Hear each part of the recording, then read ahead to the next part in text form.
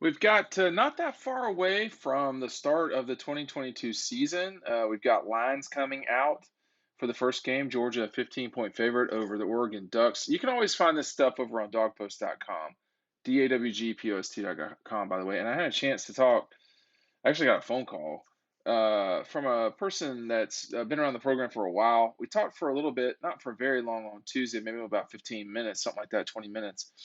And they really felt like Georgia's in a good position this 2022 season. They're excited about the offense.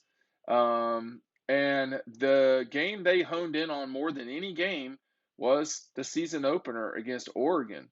Um, my take on the first game of the season and what's going on in Las Vegas reflects this.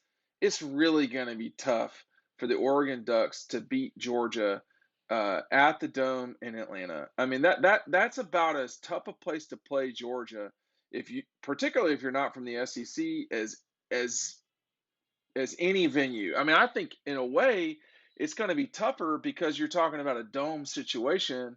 I mean, Oregon's going to be outnumbered like 8-1 or some crazy number. And when I was talking with him on Tuesday, his view was if you win that game, you just don't see a lot of people in the way that can stop Georgia.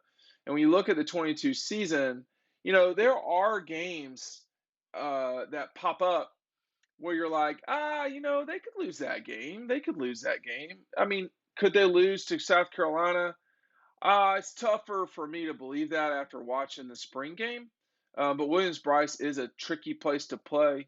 And then you look at the stretch in November, and I'll include the Gators in this. You go Florida, Tennessee, Mississippi State, and then Kentucky. I mean, that's going to determine your season. And it looks like Georgia will be a double-digit favorite in all those games. And, over time, you could lose a game where you're a significant favorite, but it's not been common at Georgia. And for Kirby Smart to have only lost the one game where they were a 15-point favorite or more, which was against Carolina in 2019, I mean, it's just I can't get there right now. But it's April, and it's hard to know for sure what teams will look like. Kentucky definitely has the capability of beating Georgia in Commonwealth. I think Tennessee can score. And the way the insider put it was, they could put a scare into Georgia, talking about Tennessee.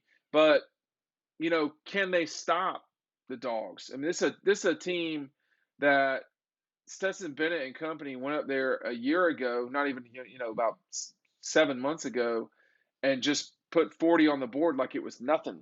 Now Georgia won't have James Cook to run all over the Vols, but that night in Knoxville, it was cold for everybody, and it was particularly cold for the Vols. Remember, they scored in that game real quick to get on the board, and then they scored 10 points from that. They were outscored 41-10 from that point forward. Pick up DAWGSTRUCTION. The link is down below. You do not want to miss this book, 80 pages. I'm going to get to a fifth printing soon. Please don't miss out. I had several orders today already, and I don't want y'all missing out on that. The link is down below. But the optimism, it's not false optimism either. Now, you get that sometimes. You can sometimes get that from folks that are telling themselves out loud when they're talking to you what they want to hear. I didn't get that. And this person is typically extremely pessimistic, actually. Now, this is the same person that thought Georgia would win the national championship about 2 hours after. This is the same person that called me about Georgia had to have gotten back to campus by the time the phone call occurred, but um, they felt pretty firm that Georgia would beat Alabama the second time. And I remember very, very uh, sternly saying to them, "You have got to stop with this. This is not the moment to have that conversation." But they were pretty forceful about it in that their concern a little bit was will they have their Georgia have their minds right for the Michigan game? That was the biggest worry, if you want to put it like that. I mean, it was the hard part about this stuff for insiders, I think, often is, because they see so much that's going on.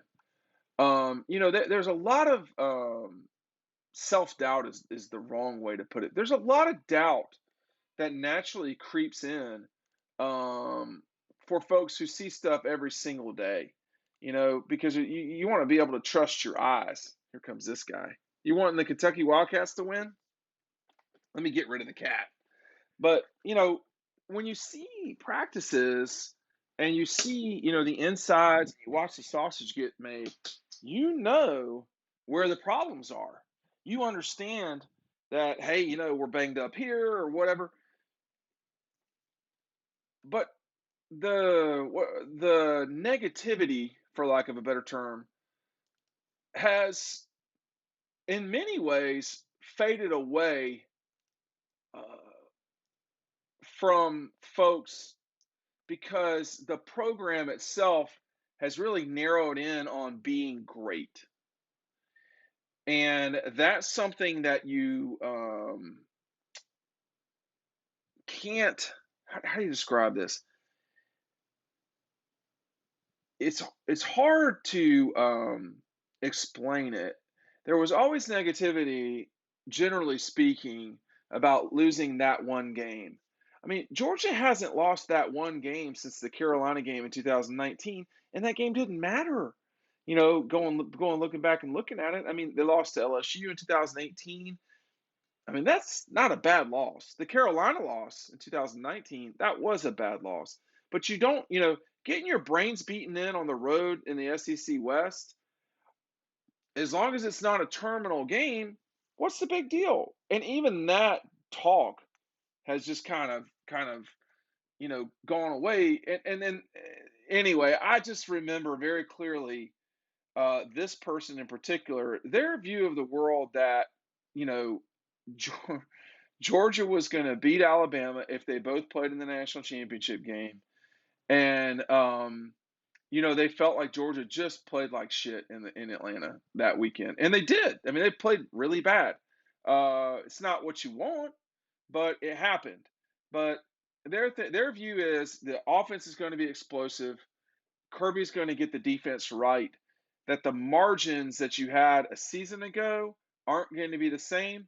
But if you win by, I mean, I now remember exactly one part was, if you win by 20 rather than 27, is there really a difference? The answer is no. Pick up Dawgstructions down below.